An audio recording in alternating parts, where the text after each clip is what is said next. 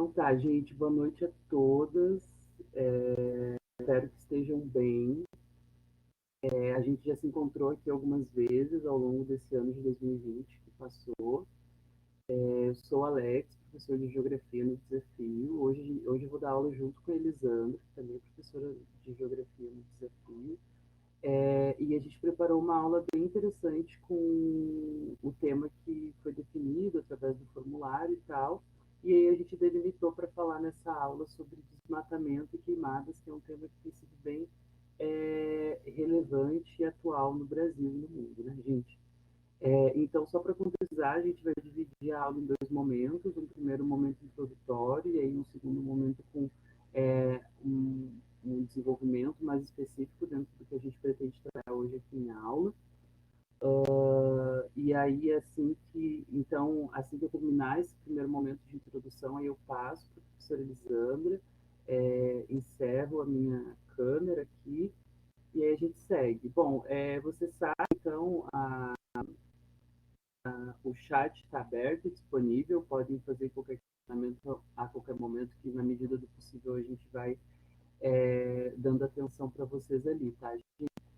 Então, assim, ó, hoje aqui a gente está tratando, né, galera, uma revisão.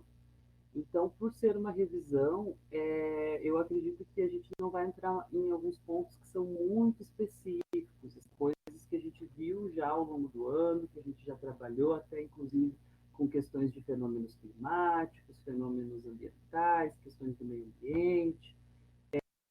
E aí, como a nossa aula tem um sentido de revisão, a gente vai tentar colocar algumas coisas para vocês de forma mais direta, assim, sabe? Então, a primeira coisa que eu queria dizer, assim, para contextualizar a nossa aula aqui é a necessidade da gente compreender por que a gente vai tentar justificar essa questão do desmatamento, queimadas, numa aula de geografia, né? É óbvio que isso, de primeiro momento, já parece ter muitas relações, mas eu acho que é muito necessário a gente contextualizar o porquê que a gente está fazendo alguma coisa. Então, assim, a geografia, em muitos momentos ao longo desse ano, eu falei para vocês e os outros, a geografia ela se preocupa em compreender e analisar o espaço que a gente vive, o espaço que a gente habita, o espaço que a gente constrói, construindo, o espaço em que habitam os animais, o espaço onde estão as cidades, a natureza, enfim, o nosso desenvolvimento enquanto ser humano, né? A gente se desenvolve no espaço, a gente constrói a nossa casa nesse espaço e na geografia a gente chama isso de espaço geográfico. E nesse espaço geográfico muitas coisas acontecem, né? Por exemplo, a nossa aula hoje que está acontecendo num espaço geográfico também, no caso, no meu espaço da minha casa, vocês do espaço da casa de vocês, e todos nós por esse espaço virtual, né, que é o modelo que a gente conseguiu adotar esse ano. Então, gente, esse espaço é basicamente o todo que a geografia se preocupa em entender. Então, quando a gente pensa assim, vou estudar geografia, o que eu vou estudar? Então, eu vou estudar as relações, as dinâmicas e as questões que acontecem no espaço geográfico. E aí, desmatamentos e queimadas estão diretamente presentes no espaço geográfico, assim, né? E aí a gente pode delimitar algumas questões, né? Que é para frente, por exemplo, existem momentos em que ocorrem em alguns biomas queimadas naturais, em que o próprio bioma, pela sua reconstrução e pela sua renovação, ele queima e aí depois nasce de novo. Mas a gente não pode esquecer que em muitos e muitos e muitos casos existe a ação antrópica. E essa palavrinha, galera, é muito importante. Antrópica. Antropocentrismo. É uma palavra que vocês vão ver muito na prova do Enem. Vocês vão ver na prova de sociologia, na prova de história, de geografia, de, sei lá, literatura. E o que quer dizer antropocentrismo, né? Então a gente tem que o antropo, ele está se referindo ao ser humano e o centrismo como algo centrado. Então, quando eu digo antropocentrismo, eu estou dizendo como ser humano no centro de tudo. E aí a gente tem, então, né, nesse nosso espaço geográfico, algumas questões de desmatamento e de queimadas que agem diretamente através de relações antrópicas, ou seja, relações produzidas pelos seres humanos. Então, a gente sabe que em muitos lugares, na Amazônia, no Cerrado, no Pantanal, existem várias queimadas, isso para contextualizar a Brasil, tá, gente? A gente está falando aqui do Brasil e não de outras queimadas que tem pelo mundo. A gente viu no início de 2020 muitas queimadas na Austrália, inclusive a extinção de um animal que é muito querido pelo mundo, que é o koala, né, que foi entendido como extinto assim no mundo, muito por causa dessas queimadas que tiveram na Austrália em 2020. Mas aqui a gente está falando de Brasil, a gente está falando do Enem, de uma prova que acontece no Brasil com base no que acontece no Brasil, né? Então, esses desmatamentos, essas queimadas que acontecem no espaço geográfico, elas acontecem muitas vezes através de relações antrópicas, em que o ser humano, na busca de mais espaço para produzir, principalmente na questão da agricultura e da pecuária, ele vai atrás de novos espaços. E às vezes esses novos espaços que ele precisa estão cobertos de florestas. Às vezes, inclusive, florestas essas que são ou pelo menos deveriam ser cuidadas, né, e regidas pelo governo federal a fim de que haja essa proteção. A gente viu que na Amazônia as queimadas e a derrubada de árvores tem causado a destruição da última floresta tropical do mundo, gente. No mundo todo as florestas tropicais já foram extintas e ainda existe uma, que é a Amazônia, que está no Brasil. E a Amazônia tem uma importância gigantesca que eu acho que a gente teria que fazer só uma ou talvez uma série de aulas para falar sobre a Amazônia. Mas o que eu quero dizer para vocês aqui é que, quando a gente fala de desmatamento e queimadas, a gente está falando olha, desmatamento. Então, desmatar, né? Tirar o mato. Vamos pensar. Eu gosto muito de pensar, gente, no que significa as palavras. Né? Então, o que significa desmatamento? Algo que foi desmatado. Então, assim, a gente precisa compreender nesse sentido que algumas coisas acontecem naturalmente e outras coisas acontecem por interferência humana, como é o caso das queimadas na Amazônia, no Cerrado, no Pantanal e em outros lugares do Brasil, e como é o caso do desmatamento também. E aí, como eu estava falando antes, então, muitos agricultores vão atrás, né? Eles buscam novos espaços para produzir. Um conceito que é muito usado é a necessidade do avanço das fronteiras agrícolas, né? Por quê? Para produzir mais, para conseguir ter um lucro maior, para conseguir produzir uma agricultura é, super faturada, né? Então, algo que eles faturam muito e para que tu fature cada vez mais, tu precisa de mais e mais espaço para produzir. Aí outra questão que a gente deve entrar, que é uma questão muito relevante no sentido do desmatamento das queimadas, são os povos indígenas, porque muitos povos indígenas vivem nas florestas, principalmente na Amazônia, e nesses últimos anos no Brasil que a gente tem visto que essas queimadas aconteceram muito, assim, a gente tem visto que muitos povos indígenas vêm sofrendo com essas queimadas, vêm tendo as suas casas todas queimadas em vista de pessoas que querem avançar no sentido da agricultura. E muitos são os fatores que levam ao ser humano a desmatar e a queimar a natureza, tá, gente? Não é só a agricultura, mas a gente precisa pensar que a agricultura é um agente, um fator bem significativo para a construção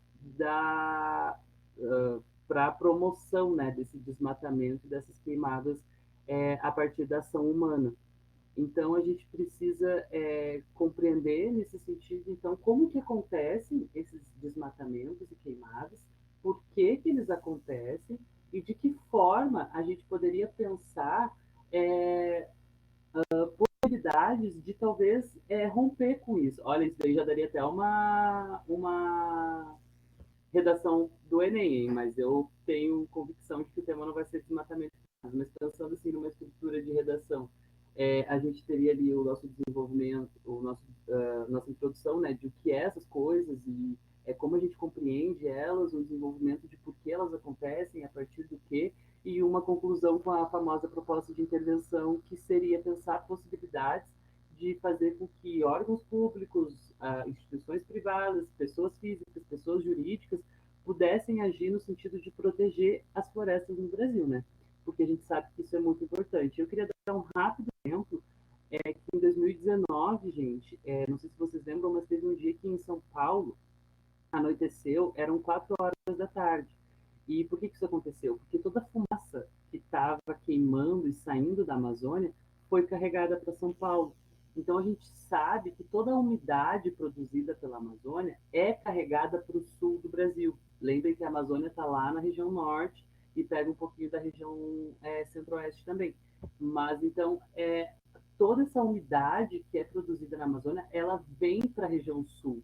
E aí, quando a gente tem uma queimada, quando a gente tem um desmatamento numa floresta tão grande e tão complexa como é o caso da Amazônia, a gente perde, a gente ganha, né, muitos períodos de seca na região sul e na região sudeste. A gente viveu, inclusive, no início do ano passado, momentos de muita seca, inclusive aqui na cidade de Pelotas, que o Arroio da Bárbara, que é o principal arroio que serve como relatório de água para a cidade de Pelotas, ele esteve bem abaixo do nível normal de atuação, né? Então, talvez essa seca possa ter sido causada pelas queimadas na Amazônia. É óbvio que as questões de massas de ar e de climas, enfim, são muito mais complexas do que isso, mas a gente precisa pensar no meio ambiente, quando uma coisa acontece, outra coisa acontece. Quando eu vou lá e eu queimo alguma coisa, eu estou interrompendo algum ciclo. E quando eu interrompo esse ciclo aqui, talvez aqui embaixo algum outro ciclo também se interrompa. Então, a gente precisa pensar que o ambiente e o meio ambiente, ele é relacionado completamente, é uma teia dinâmica de relações muito complexas, e quando eu interfiro no meio ambiente de alguma forma, em outro local, o meio ambiente também está sendo afetado. Então, essas coisas todas para a gente pensar, né? Isso aqui eu estou colocando mais como uns gatilhos para reflexão de vocês, de por que esses desmatamentos acontecem e por que esses desmatamentos têm sido tão frequentes no Brasil, assim, sabe? E aí, eu acho, pode passar para o próximo slide, Lisandra, para a gente dar uma olhada nos gráficos, que aí eu já vou passar a bola para ti também. Agora, a Elisandra separou, gente, aqui uns gráficos bem interessantes. Ó, esses dados, então, pertencem ao Instituto Nacional de Pesquisas Espaciais, ao INPE, que é um órgão federal, que eu nem sei há quantos anos agora, mas estava sendo um pouco ameaçado. Pode passar, por favor. Esses gráficos que a professora Elisandra separou para a gente, eles falam sobre, ó, primeiro aqui sobre as taxas de desmatamento da Amazônia Legal por estado, né, gente? Então, o que acontece? Primeiro, o que é essa Amazônia Legal, né? Essa Amazônia Legal é um conjunto de estados em que o bioma Amazônia ainda está presente. Então, a Amazônia Legal é o conjunto de estados em que a Amazônia existe, porque lembre que a Amazônia é muito grande e ela, inclusive, está, parte dela em outro país, que é a Bolívia, né? Então, a gente tem várias questões, assim. Aqui, gente, eu não vou me ater muito à análise do gráfico, porque aqui o que ele está nos dizendo é as taxas de desmatamento, como vocês viram, então, e as taxas de desmatamento, elas vão, vocês podem perceber que nos anos 80 elas eram altíssimas, e aí que elas aumentaram mais, diminuíram, e no ano seguinte elas voltaram a subir. Não é muito análise do gráfico, porque por conta aqui da nossa plataforma, o gráfico ficou muito difícil de analisar esses números em pequenos. Também não é essa precisa. O que a gente precisa ver na nossa aula é que taxas de desmatamento e de queimadas, e aqui a gente está falando especificamente sobre as taxas de desmatamento nos estados que compõem a Amazônia Legal, elas diminuíram em um certo tempo e elas passaram a subir. É muito importante, gente, que a gente compreenda esse tipo de gráfico, porque nas provas de geografia, E aí agora, outra questão muito importante no Enem, gente, é na prova de Ciências Humanas, geografia é a matéria que mais cai questões. Então, às vezes, muitas pessoas ficam subestimando ali a geografia e tal, mas não façam isso, porque a geografia cai muito no Enem, e umas questões bem específicas e umas questões bem físicas assim também. E tem muitas questões, inclusive com gráficos e com tabelas e coisas assim para a gente analisar. Então, aqui que a gente precisa perceber, né? Primeiro que aqui na verdade está dentro de quilômetros quadrados e tal, conseguir perceber quanto de todo esse território da Amazônia Legal foi desmatado em cada ano.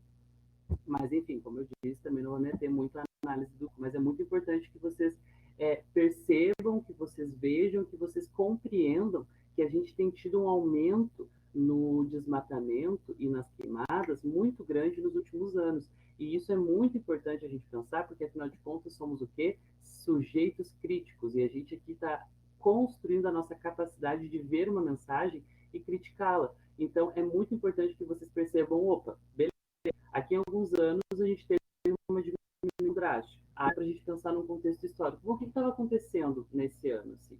Bom, o que estava acontecendo no mundo, né? Aí aqui a gente teve um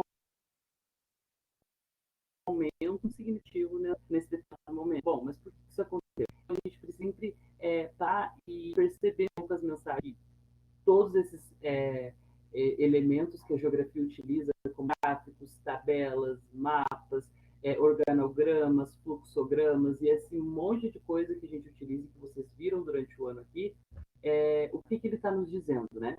Então, assim, enfim, pode passar para o próximo, acho que tem mais alguns gráficos, né, Elisandra?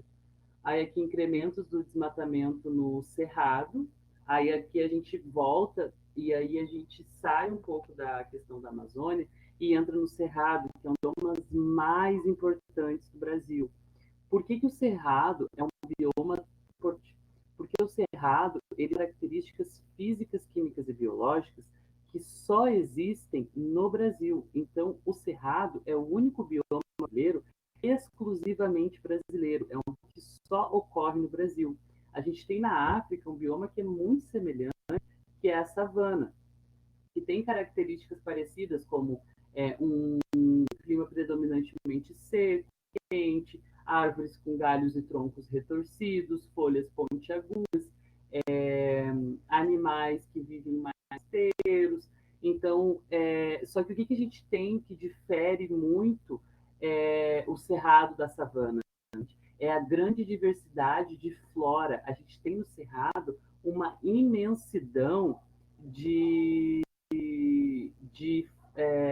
plantas e plantações e, enfim, muitas flores e árvores e matos nativos assim que servem para muita coisa que os povos originários inclusive usam como há muito tempo.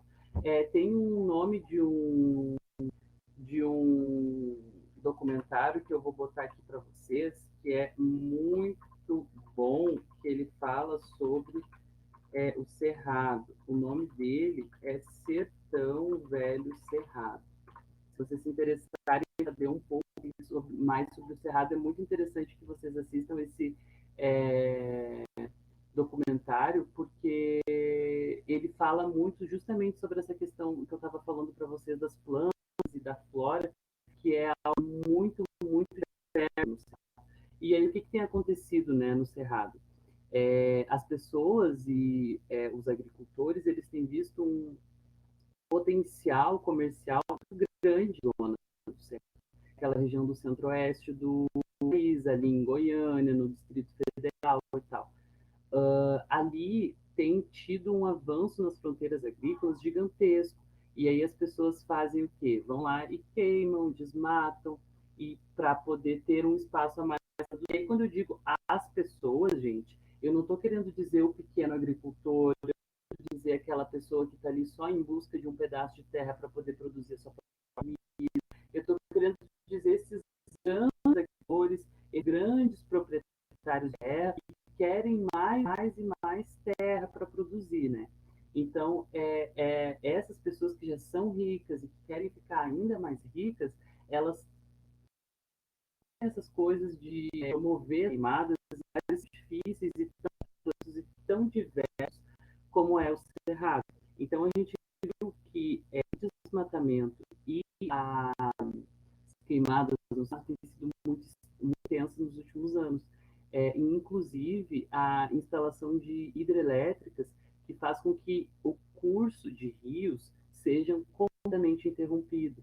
E o que é uma hidroelétrica, né, gente? É uma usina de produção de energia baseada na força da água. Então, eles pegam um rio que está lá correndo, e aí lembrem que um rio, ele corre, se ele ficar parado ali, ele vai ser um lago, um açude, enfim. Então, um rio, ele corre, às vezes ele corre muito rápido, e por essa força toda do rio, ele vai produzir muita energia.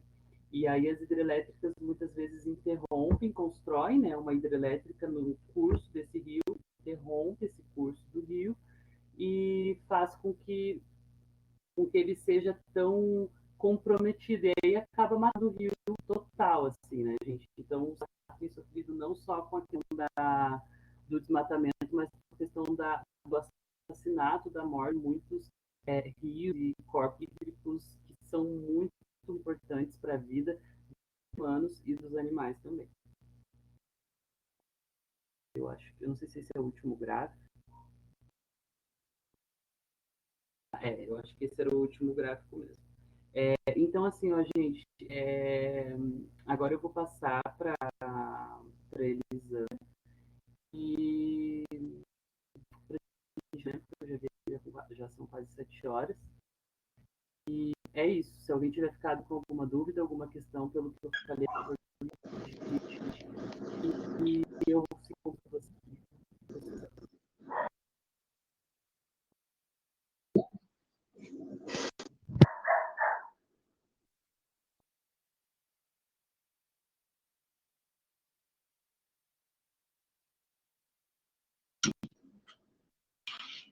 Olá, tudo bem? Vocês me escutam?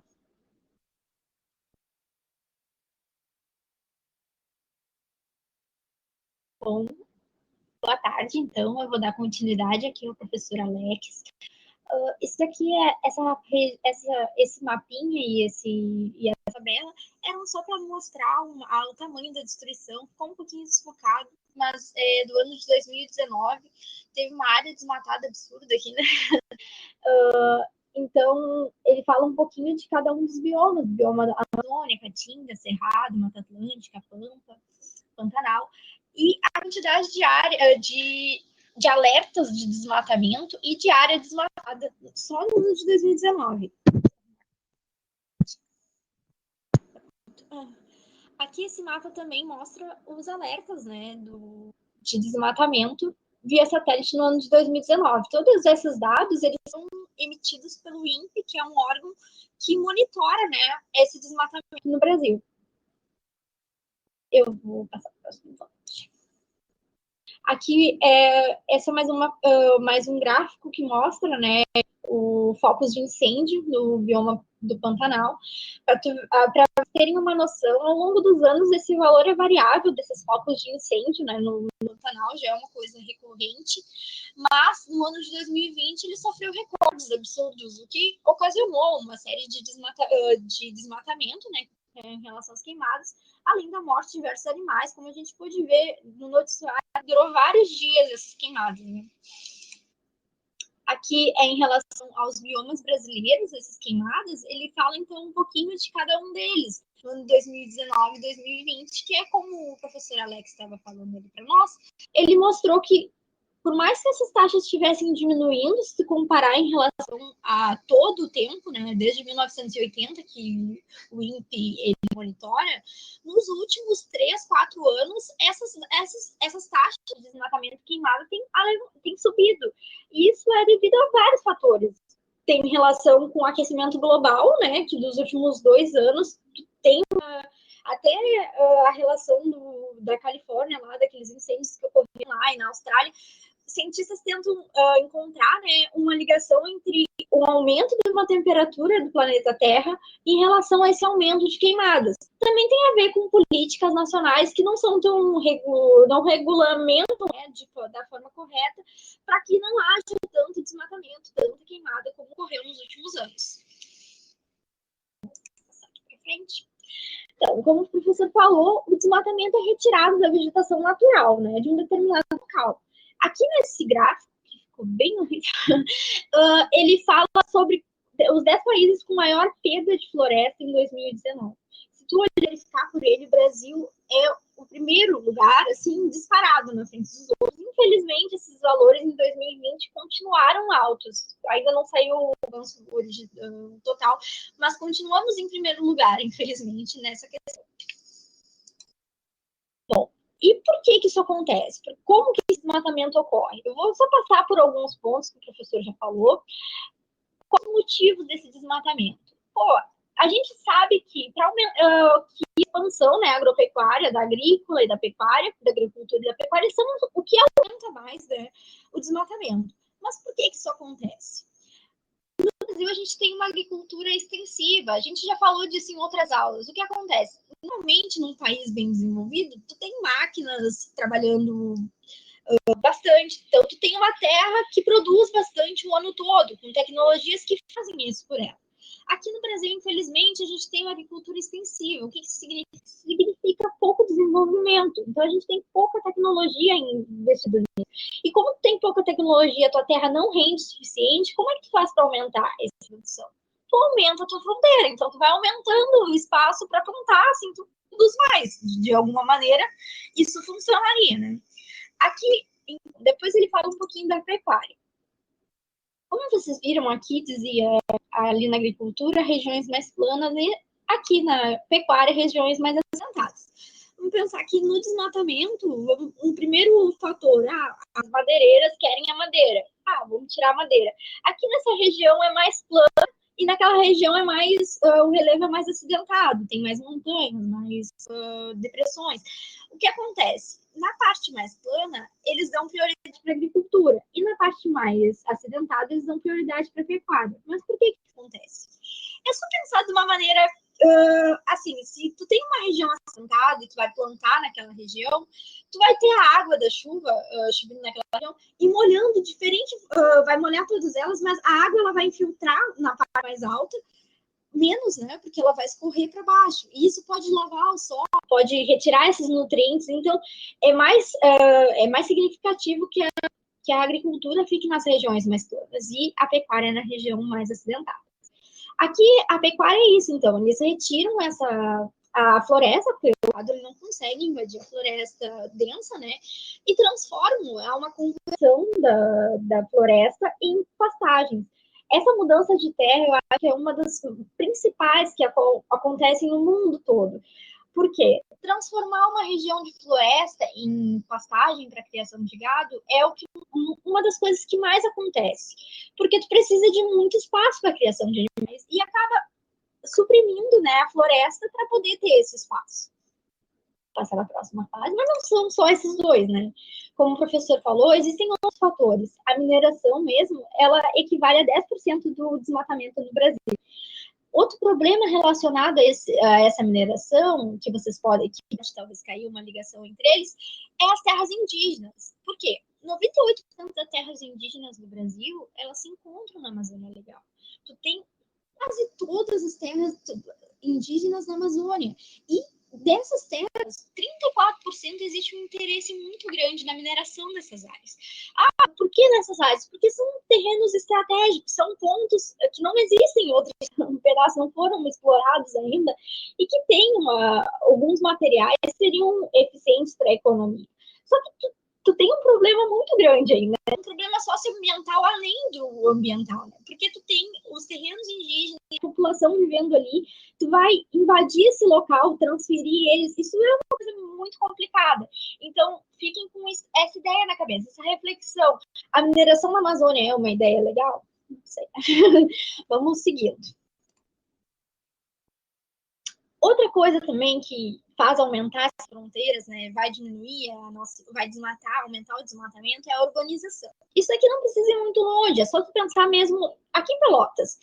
Nos últimos anos, assim, nos últimos 20 anos, a gente tem estudado como a região ali da volta da barragem, ela cresceu. E a mata nativa, né, a terra nativa que tinha ali, a terra nativa que tinha ali, ela foi retirada. Por quê? Foi crescimento veio terra nova, Morada das Club, a indústria cresceu naquela área, então tu vai retirar, quando cresce, tu vai retirando a vegetação. E isso causa alguns problemas. Porque, claro, quando tu tem a árvorezinha linda lá, vai chover em cima dela, vai cair água nas folhas, ela vai percorrer o caule até chegar no solo. Ela vai entrar nas raízes daquele solo e abastecer os lençóis freáticos, os aquíferos. Tem uma cobertura vegetal diferente, tu vai colocar um asfalto nessa região, tu vai impedir essa recarga, além de tornar a região mais quente, porque o asfalto ele vai absorver mais, né, essa temperatura. Além disso, tu vai ter menor evapotranspiração, porque tu vai ter menos árvores naquela região. Então, acaba acontecendo uma série de fatores que a urbanização acaba prejudicando também. Vamos passar para o próximo. Quais as consequências, né, de todos esses fatores agindo juntos para o desmatamento? Vocês fiquem à vontade, gente, se precisar qualquer dúvida, qualquer coisa que a gente possa trabalhar junto aqui, podem colocar aqui nos comentários, no chat, tá bem? Eu vou aqui nas consequências, então, em relação à erosão, eu vou começar. Quando tu retira a mata e faz aquilo ali, de retirar uma árvore que acaba reduzindo o impacto da chuva, vamos supor que a gente pode ter pastagem no local, ou depois agricultura, ou só o solo exposto. Eu vou falar do solo exposto, que é onde a erosão acontece mais forte. Vamos pensar que tu tem um solo todo protegidinho, bonitinho, cai chuva, escoa normalmente, percorre pela árvore. Quando tu tem essa região sem vegetação, o solo ele já cai degradando aquele solo, a água já cai degradando aquele solo, né? Movimentando essas partículas de areia e lavando nutrientes do solo, carregando parte desse material para os rios. E isso gera um outro problema. Como os problemas estão ligados uns aos outros, né? Isso é importante sempre de pensar. Isso acaba acontecendo, olha, pode acontecer o assoreamento desses rios. O que é o assoreamento? É esse soterramento. Os sedimentos fora, né, do rio acabam chegando no rio e acabam soterrando o fundo do rio e aumentando ele, né? Ele pode, quando ele aumenta aqui, ele pode ser soterrado um belo dia, desaparecer, né, esse rio, ou ele pode causar uma série de outras coisas, como inundação. Tu vai colocar bastante areia aqui no fundo, e esse leito do rio vai subir. Quando ele sobe, ele atinge casas próximas aqui. Então, é muito importante tu ter essa mata ciliar, que é a que fica na volta do rio, que ela protege, ela consegue filtrar, né, essa água da chuva, que vem cheia de sedimentos de outras regiões, para que o rio consiga fluir normalmente. Uma outra sequência aí de desmatamento, são várias, né? Eu tentei fazer diminuir, né, a quantidade delas e tentar linkar uma outra aqui só para a gente poder conversar de todas elas, é o deslizamento de terra, né? Você já deve ter ouvido, por volta dessa época do ano, normalmente, em janeiro, fevereiro, a região sudeste, ela sofre com deslizamentos de terra, ali na região do Rio de Janeiro, Minas Gerais, são regiões que são atingidas normalmente, mas isso acontece também por causa dos deslizamentos também. Tu tem uma encosta trabalhando perfeitamente bem com as suas árvores ali. Quando tu retira essa vegetação, desestabiliza essa encosta, né? Tu coloca várias residências nos lugares, claro, é um fator socioambiental, é um fator econômico, né? Muitas vezes é complicado medir o certo ou o errado em relação a isso, né? Essas casas elas vão subindo o morro cada vez mais e tu vai ter esse peso em cima da encosta. Tu tem um solo que antes era fortalecido pela ação das raízes e que agora está pesando com as residências ali, com concreto e com escoamento mais rápido e acaba vindo abaixo. E isso acaba trazendo consequências como morte, a quebra das casas, assim, horrível, né? Bom, eu vou passar mais para adiante. Aqui eu trouxe uma questão, né? Você já deve ter ouvido falar da questão de que a Amazônia é o pulmão do planeta Terra. Isso, por que essa questão? Por causa que a Amazônia produz oxigênio, mas ela não produz mais oxigênio. A que produz mais oxigênio seria as algas marinhas. Mas a Amazônia também produz oxigênio. Ela produz cerca de 20% do nosso oxigênio do planeta. só que ela consome parte desse oxigênio também. Ah, então não é o pulmão, tudo bem desmatar. Não. Eu só vim retirar essa coisinha. Por quê? O que acontece? A Amazônia, ela não é um pulmão, mas vamos dizer que ela seria um ar-condicionado. Ela filtra boa parte do gás carbônico da atmosfera. Ela consegue consumir, né, esse gás carbônico para fazer a fotossíntese. E quando ela faz isso, isso faz com que ela siga produzindo e ela controla, né? Ela regula o nosso clima. Isso é muito importante, porque quando tu retira essa vegetação, tu desmata, tu queima, tu gera mais carbônico, e aí não tem quem consuma isso, né? E aí, quando tu não tem quem consuma isso, acaba com estufa, aquecimento global, aumento do nível dos oceanos, e uma série de problemas, né? Então, ela tem a sua importância e é importante preservar, né, a nossa biodiversidade, que é absurda. Vou falar um pouquinho sobre queimadas. Eu vou tentar um pouquinho mais devagar. Vamos lá. As queimadas, então, elas podem ser ilegais, legais ou controladas, ou incêndios florestais. São 3 tipos. Mas o que elas são? Elas podem ser naturais, como você falou, sendo o período seco acaba elevando as chances, né, de queimadas. Elas podem ser propositais. O que seria uma queimada proposital? Ela tem uma técnica conhecida na agricultura que visa queimar a parte dessa terra, né, parte dessa vegetação, para limpar a região, seja para pecuária, seja para agricultura. Ainda existem algumas ideias de que a queimada ela pode aumentar a produtividade do solo. Existe, claro, controvérsias, porque muitas vezes isso pode esgotar todos os nutrientes do solo e isso não ajudaria, né, a fortalecer a fertilização desse solo. Bom, ambos, tanto quando a queimada ocorre de forma ilegal, quando ela não ocorre diante das medidas certas, né, que são permitidas pelo governo, ela pode se descontrolar e acabar causando um incêndio florestal, como que a gente viu em algumas vezes nesse ano. Eu vou falar um pouquinho aqui de cada uma, só tá carregando. Bom, isso aqui é uma técnica que já é um queridinho do Ninho, os aceiros. É uma técnica da agricultura que ela visa o quê? Ela é uma técnica que visa a abertura, né, de uma barreira sem vegetação e ela divide, né, a região que vai ser queimada da região que não vai ser queimada. Claro, o sol vai queimar. Quando chegar nessa região sem vegetação, ele vai parar. Só que, claro, existem técnicas e regulamentares para que isso aconteça. Só que o que acontece? Às vezes isso não é feito de maneira certa, não é fiscalizado, nem monitorado de maneira certa, e acaba ocasionando esses incêndios. Bom, vamos lá, para as consequências das queimadas, então. Eu dividi, então, ela por fauna e flora, por ser humano, para o meio ambiente, existe problema para todo mundo. Vamos lá. Em relação à fauna e flora, primeiramente é que a queimada acontece numa mata fechada. Vamos supor que tem uma mata fechada que levou anos para ficar daquela maneira. E quando ela acontece, ela fragmenta essa região em pedaços menores. E quando tu deixa uma região densa e protegida em pedaços menores, ela fica mais suscetível, né, a predadores, a exposição dessa região para fogo também, ela tem capacidade de perda de biodiversidade. E acontece uma coisa que é muito interessante. É só você pensar que aqui existe uma floresta cheia de espécies de animais e flora. E quando tu fragmenta isso, tu fica com regiões menores. E aí, numa região menor, você pode ter uma espécie de cada, 2 espécies de cada.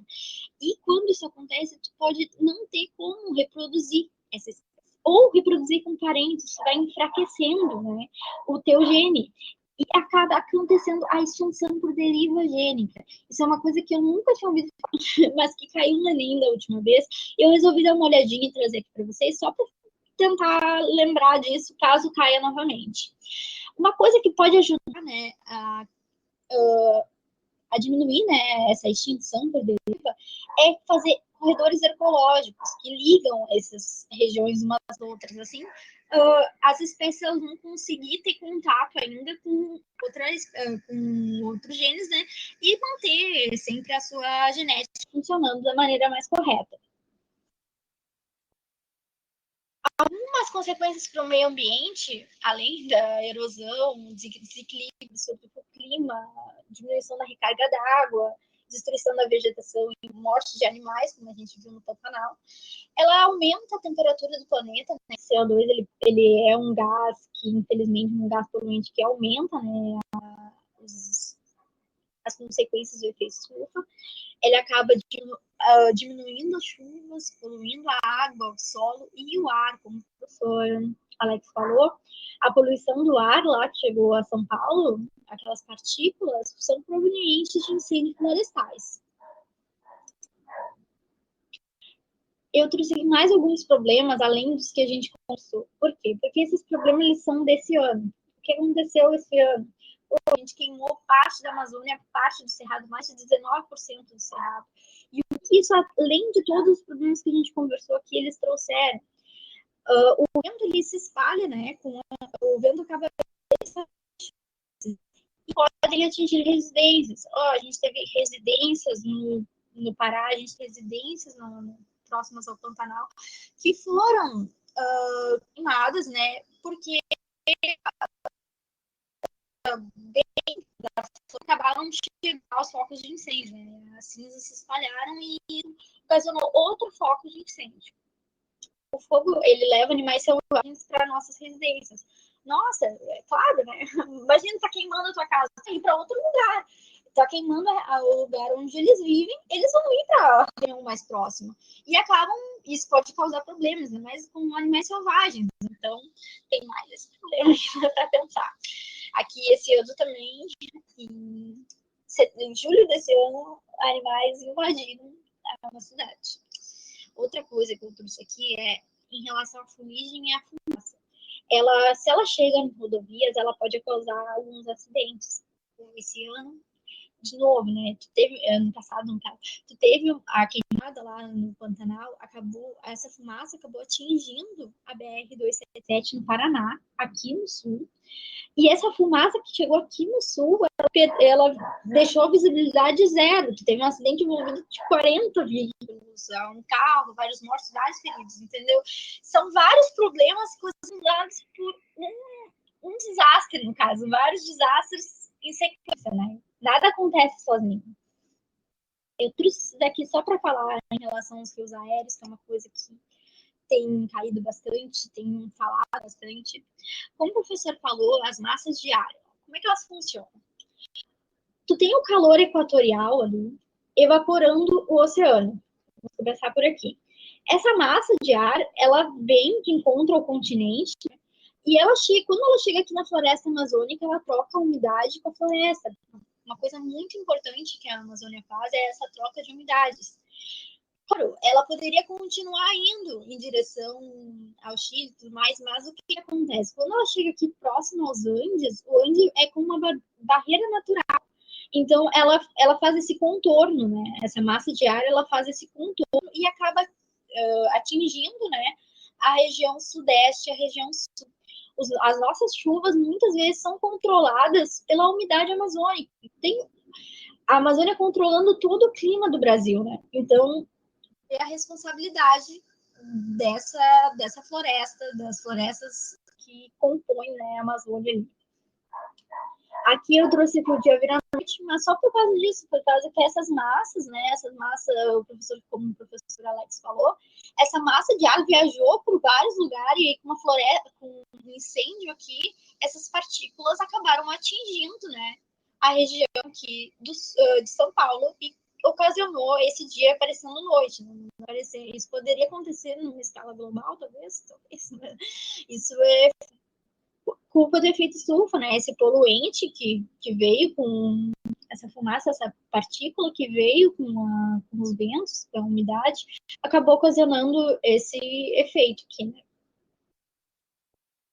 Aí eu trouxe essas duas imagens aqui da Califórnia, era só para mostrar para vocês como ficou o céu, teve tornado lá na região da Califórnia. A Califórnia também queimou, foram incêndios florestais bem agressivos, o recorde, assim, dos últimos 200 anos. Eles atingiram uma temperatura de 54 graus Celsius, é muito alto. Os cientistas verificaram que essas queimadas, tanto na Califórnia quanto no Brasil, elas foram, claro, intensificadas pelo aquecimento global, porque no último ano, 2 graus a mais a gente teve. Nos últimos 100 anos, a gente teve 2 graus a mais esse ano. Então, isso ocasionou uma série de problemas. Porque as políticas não serem rigorosas é ainda o problema maior. Vamos continuando. Porque o Brasil, ele é o 4º maior emissor de gás carbônico do mundo. E é muita coisa. E quando eu penso em gás carbônico, eu sempre penso em empresa, eu penso em carros, eu penso nesse tipo de coisa. Mas se tu verificar aqui, 4% desses 4%, 1% é só de indústrias. 3% vem de queimadas da Amazônia. Então, tu vê o número de focos de incêndio que a gente tem por ano e como isso contribui para o aquecimento global, né? Se as queimadas elas fossem erradicadas do Brasil, uma coisa que não é natural, né, mas poderia ser diminuídas, a gente cairia do 4º lugar para o 18º lugar. Seria bem bacana, né? Mas o que aconteceu? Esse ano a gente teve um agravante, não é mesmo? Além de tudo, né, além do problema ambiental que a gente já sofre há vários anos, veio o Covid-19. E um estudo feito por Harvard em 2020 viu o quê? Que pacientes que se encontravam em áreas de queimada do ar, eles tinham um risco de internação e óbito elevado em 15%. Quando tu pensa no Brasil e nos Estados Unidos, que foram 2 países que sofreram absurdamente com queimadas, assim, né? Tu vê que o número de internações e óbitos realmente foi mais elevado nesses países. Claro, a Austrália também teve lá queimadas. Controlou melhor o vírus e acabou tendo uma gestão um pouco melhor. Mas, mesmo assim, então, vamos pensar de uma forma assim. A queimada, ela libera uma fumaça, né? E a fumaça, ela causa dano para a nossa saúde. Ela causa problemas respiratórios, e esse ano, o coronavírus, imagina, tu tá lá, problema respiratório, tu vem essa queimada, essa infecção, né?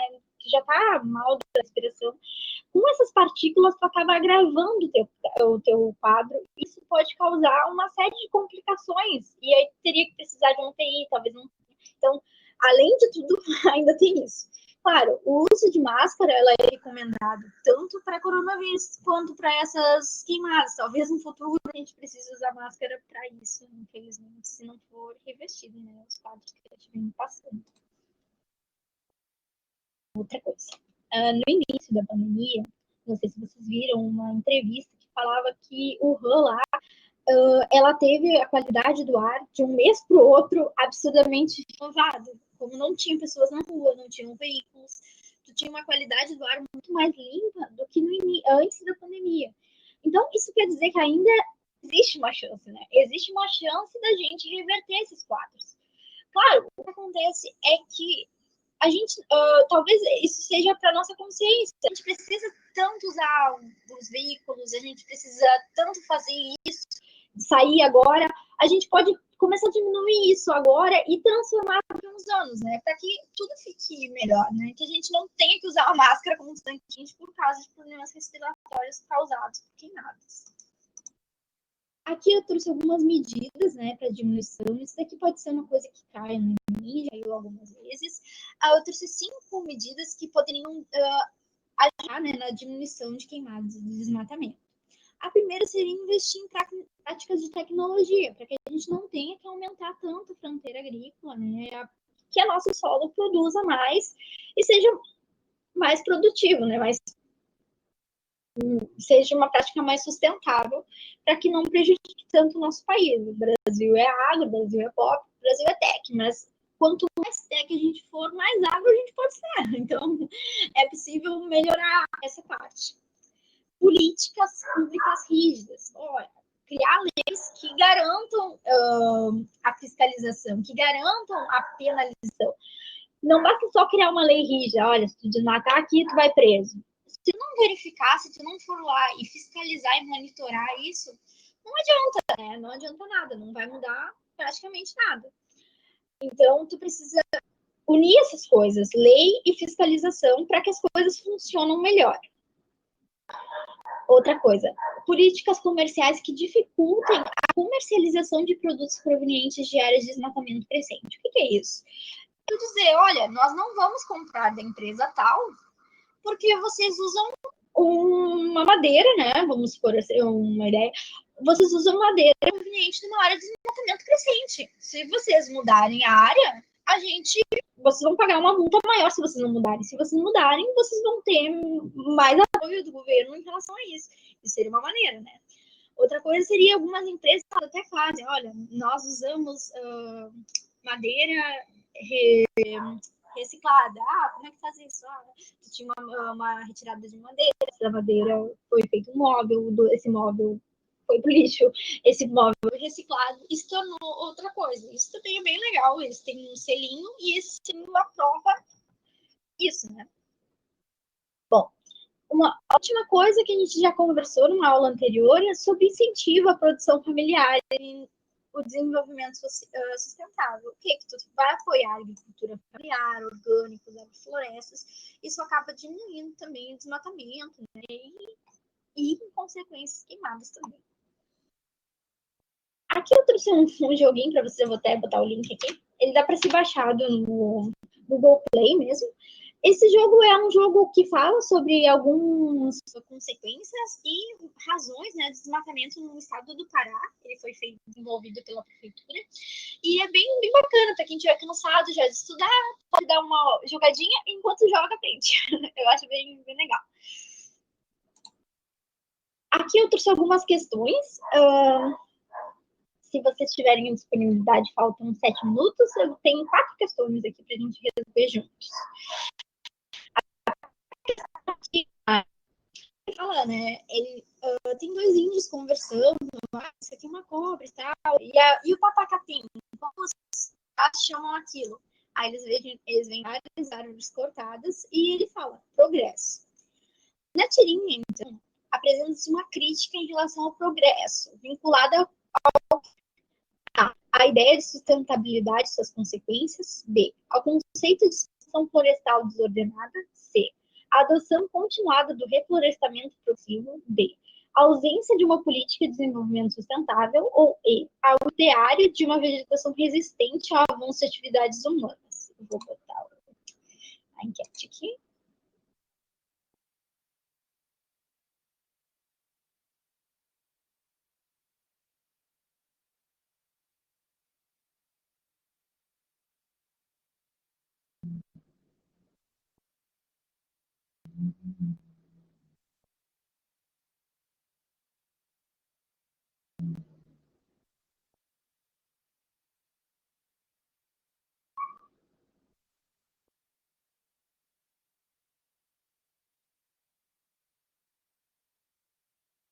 Vou publicar o resultado aqui. Bom, teve um voto para A, um voto para B e 2 votos para D.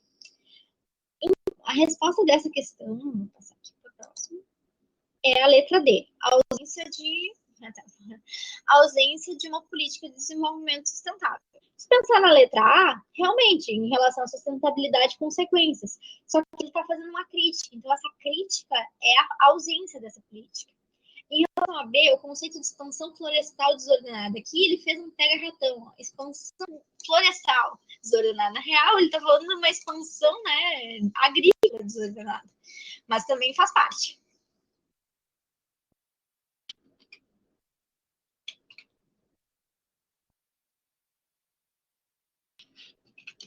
Bom, a Vitória fez uma pergunta aqui. O deslizamento de terra seria um processo erosivo?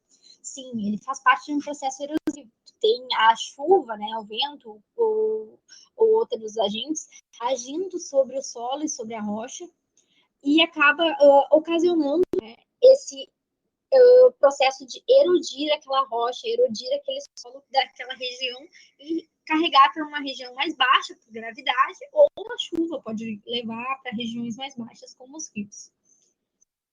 Tem mais alguma dúvida em relação a isso?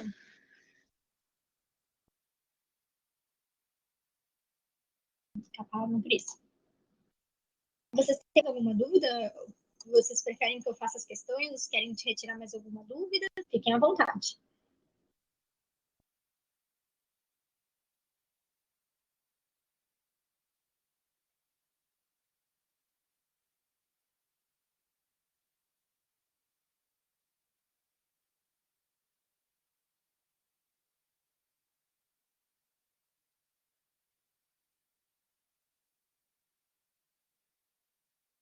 Tá bem, obrigada, Luísa. Eu vou dar continuidade, então. Bom, a segunda questão é do Enem de 2017. Aí ele fala assim: o desmatamento, sem dúvida, é uma das maiores preocupações atuais da humanidade, pois o seu avanço ele poderá intensificar o processo de remoção da cobertura vegetal do planeta. Podemos identificar como consequência do desmatamento todas as alternativas menos uma. Qual dessas não seria uma consequência do desmatamento? A. O aumento do efeito estufa. B. A diminuição da biodiversidade. C. A elevação proporcional da umidade. D. O maior desgaste do solo. Ou E. O assoreamento de rios e lagos.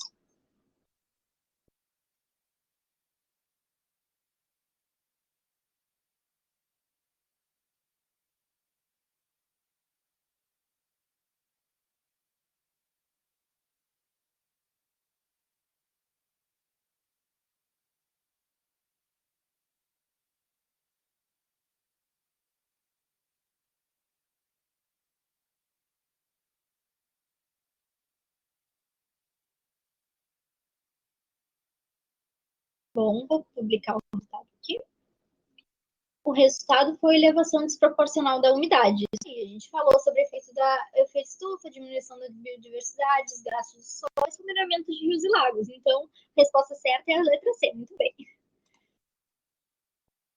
Bom, aqui tem mais uma questão. Tem mais duas questões, eu acho que dá. Então, eu vou passar essa daqui e mais uma, e aí a gente encerra por hoje. O mapa aqui do lado, ele mostra o processo de degradação no cerrado. Lembra, o cerrado é um dos mais degradados, né, tirando a Mata Atlântica, que já quase não existe mais, é o mais degradado dos últimos anos. Então, lembrando que tal processo manteve-se ação nos últimos anos. O principal fator responsável pela devastação desse entorno é a expansão de Brasília, no Planalto Central, a desertificação das áreas, a urbanização das cidades do centro-oeste.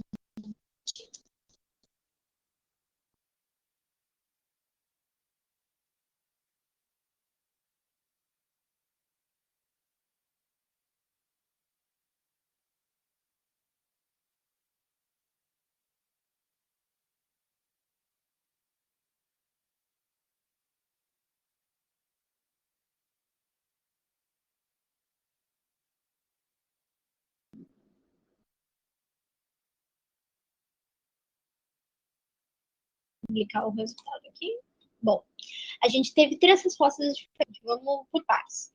A letra A expansão da fronteira agrícola. Sim, essa é a questão que estava marcada aí como correta.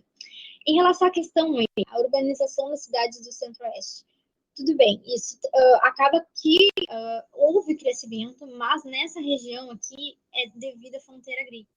Porque essa região aqui, mais do Mato Grosso, é uma região menos urbanizada. Se talvez aqui na região sudeste, em relação ao Rio de Janeiro e São Paulo, assim, a urbanização seria a principal causa do desmatamento. Em relação à letra B, criação de poucas reservas ambientais. Isso também poderia estar certo. Ele manteve a expansão porque é o que acontece mais importante, né, nessa região. Mas tu tem pouca criação de reserva ambiental nessa região. A maioria das reservas elas estão na região amazônica, por isso que o Cerrado tem sofrido bastante por tempo. Então seria aceitável que essa resposta também estivesse certa. É como ele pergunta, o mais importante seria a expansão da fronteira agrícola nessa região.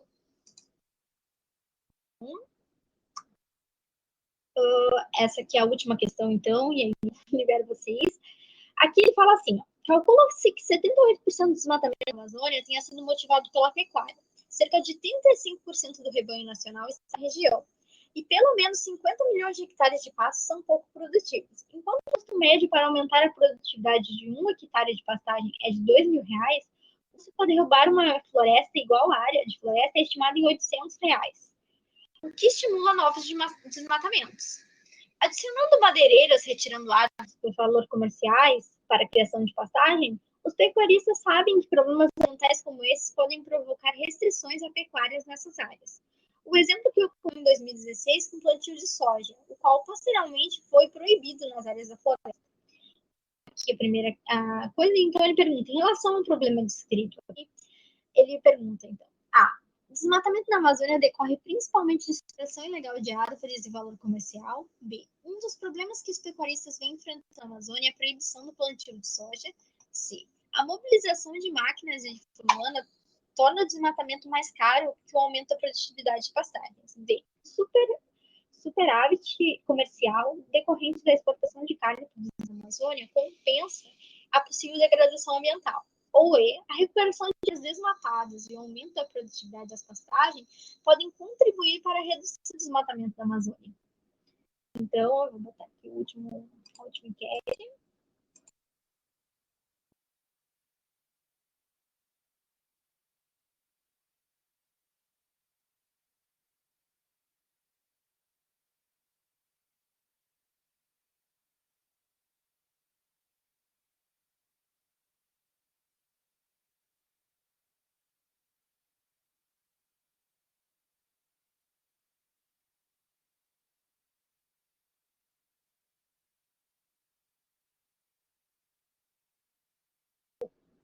Publicar os resultados.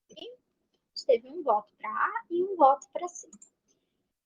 E o certo era o B. Ele que a situação do problema vai reduzir, né, o desmatamento da Amazônia.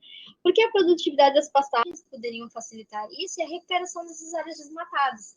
Como o voto no A era em relação ao decorre da exploração ilegal de árvores, eles falam aqui que o problema principal é a pecuária. As árvores seriam um problema menor. Em relação ao C, a mobilização de máquinas de força humana torna o desmatamento, mais caro que o aumento da produtividade de pastagens. A mobilização de máquinas torna o desmatamento mais caro que o aumento de produtividade de pastagens. Isso seria também, né, R$2.000 é mais caro, né? O aumento das pastagens é mais caro do que isso. Então, acaba não sendo essa questão também. Eu queria deixar, por final, muito obrigada pela atenção de vocês, desejar sucesso na prova do Enem e na profissão que vocês escolherem. Queria ficar aberta a perguntas, se vocês têm alguma pergunta, e a atenção também.